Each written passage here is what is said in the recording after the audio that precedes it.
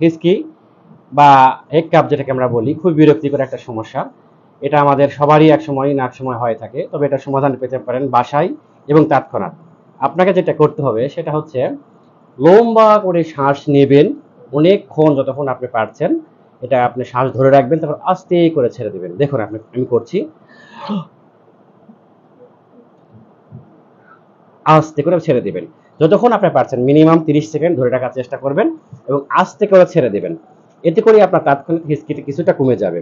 এরপরেও যদি আপনার সমাধান না পান, তাহলে এই পদ্ধতিটা বারবার করবেন, 5 থেকে 7 বার। আশা করি তাতে আপনার সমাধান হবে। তাতেও যাদের সমাধান হচ্ছে না, তারা যেটা করবেন সেটা হচ্ছে একটা কাগজের ব্যাগ, যেটাকে আমরা ঠোঙ্গা বলি, সেইটা আপনি নাক এবং মুখে এই জায়গাতে ধরে রাখবেন এইভাবে, যাতে করে বাহির থেকে কোনো বাতাস ভিতরে প্রবেশ করতে না পারে এবং ভিতর থেকে বাতাস বাইরে না যেতে পারে।